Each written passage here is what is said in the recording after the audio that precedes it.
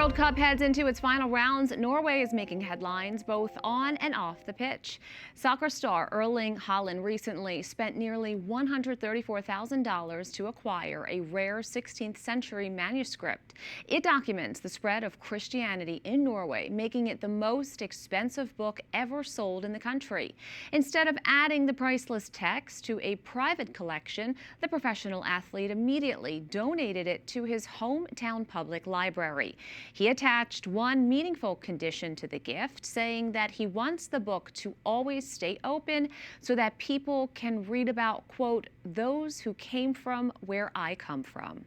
But that's not the only faith-related news coming out of Norway. The Diocese of Oslo has announced it is pursuing the canonization cause of Norwegian Nobel Prize-winning author Sigrid Undset, one of the country's most prominent Catholic converts. Joining us now to tell us more is EWTN News editor for Europe and Asia, AC Wimmer. Thanks so much for coming on. Who was Sigrid Undset, and why is she so famous in Norway? Sigrid Undset is simply one of the giants of Norwegian literature. Many say she's the greatest Norwegian novelist of the 20th century. She was born in 1882, the daughter of an archaeologist who tragically dies when she is only 11 years old. So the family soon runs out of money. She works in an office as a secretary from the age of 16 onwards, and she doesn't really love the job, but she has time to write. And out of that time comes Kristin Lavransdatter, the great trilogy of a Norwegian woman in medieval times, then Catholic times, in Norway from the cradle to the grave. And she wins the Nobel Prize for Literature for that in 1928. Her books are translated into more than 80 languages. She's part of the cultural landscape. Her face is on the 500 kroner banknote. Children read her work at school, but she's also revered for a second reason. She was an early and staunch critic of the Nazis. She had to flee Norway when they invaded Norway in the 1940s. She was pleading Norway's cause when she arrived in the United States, where she found refuge. Her eldest son is killed in action defending a bridge near their home.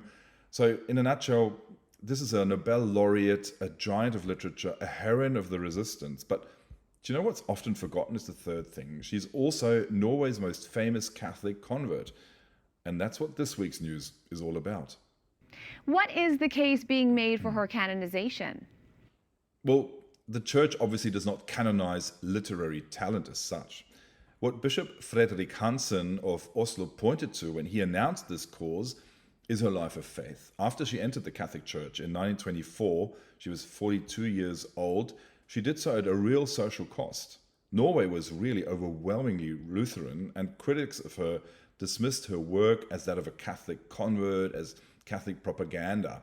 But she stuck with it. She became a lay Dominican in 1928, the same year she won the Nobel Prize, and she gave the prize money away to families raising children with intellectual disabilities.